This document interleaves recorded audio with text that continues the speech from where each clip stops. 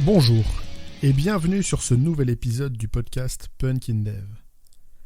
Aujourd'hui, nous allons continuer la série TDD démarrée la semaine dernière. Dans cet épisode, je vous expliquais toute l'humilité et la patience nécessaires avant de plonger dans TDD. J'espère que ce disclaimer vous permettra de démarrer du bon pied et avec votre accord, sans transition, on va rentrer dès maintenant dans le vif du sujet. Qu'est-ce que TDD ?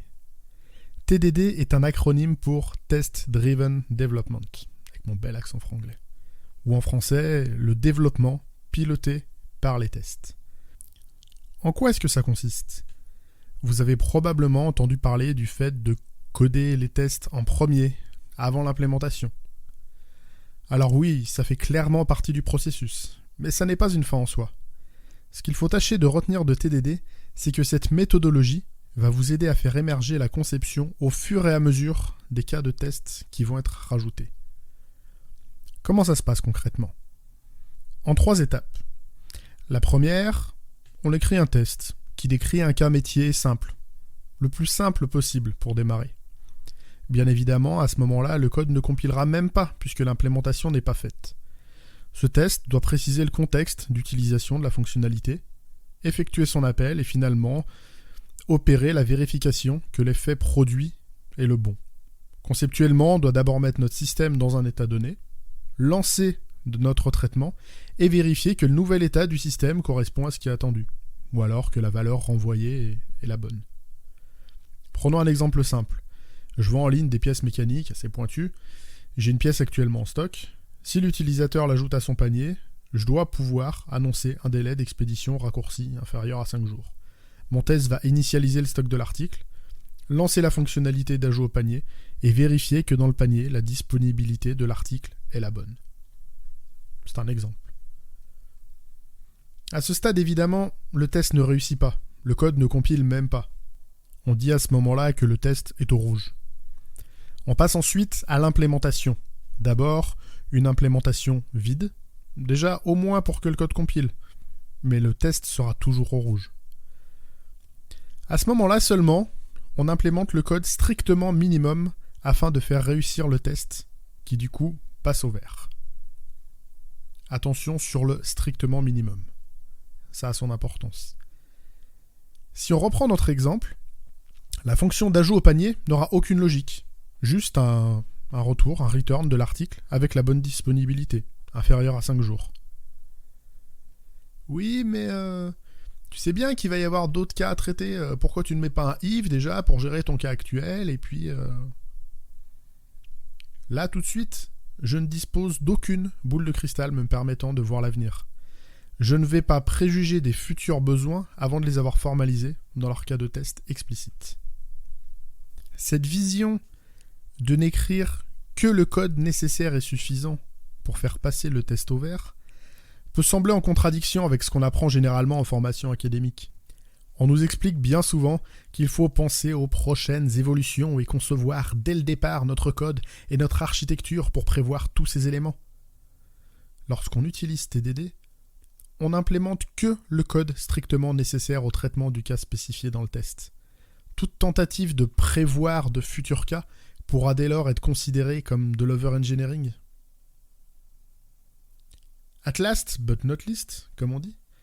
Dernière étape du TDD, souvent oubliée ou négligée quand on débute, c'est l'étape du refactoring. Maintenant que notre test est passé au vert, toutes les modifications de code qu'on pourra faire seront toujours couvertes par notre test. Tant que le test reste vert, on sait que le comportement n'est pas cassé. On va donc pouvoir prendre du recul sur notre implémentation et faire les ajustements qu'on estime nécessaires pour gagner en lisibilité, en maintenabilité. Les variables et méthodes sont-elles nommées comme il faut ? Les fonctions utilisées ont-elles bien une seule responsabilité ? Est-ce que j'ai eu des difficultés à ajouter mon nouveau cas ? Etc. On a généralement peu de choses à refactorer après le tout premier test quand on commence une feature. Mais dès le second, il est vraiment crucial de prendre du recul sur nos implémentations. À titre personnel, j'adore cette phase. Je la considère un peu comme l'hygiène du développement. Vous vous brossez les dents après le repas ? Vous vous lavez les mains après de passer aux toilettes ? Alors, vous nettoyez votre code avant de considérer que la fonctionnalité est terminée. Si la question du refactoring vous intéresse, J'en ai fait un article complet sur mon blog, et peut-être que j'y dédierai un épisode prochain sur le podcast. Bref, une fois ces 3 étapes terminées, on peut recommencer en créant un nouveau test pour spécifier un nouveau cas métier à traiter, et on repart pour un tour de rouge, vert, refacto, ou red, green, refactor dans la littérature anglophone. Avec ce processus, cette boucle, vous avez en substance la base de TDD. Et si ce processus a l'air plutôt simple de prime abord, il ne faut néanmoins pas le sous-estimer, surtout lorsqu'on a longtemps travaillé sans.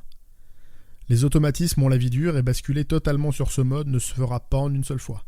D'autant plus si le projet sur lequel vous vous y essayez pour la première fois n'est pas déjà codé et architecturé pour y greffer simplement des tests unitaires.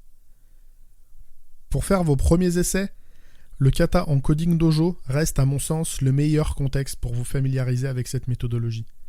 Vous aurez dans cet espace tout loisir d'échouer absolument sans conséquence. Car comme je l'expliquais dans mon précédent épisode, les résultats pourraient prendre du temps à se manifester, surtout si vous êtes dans un contexte technique peu évident et que vous manquez d'accompagnement. N'hésitez jamais à demander de l'aide, du coaching, pour affronter ces phases difficiles.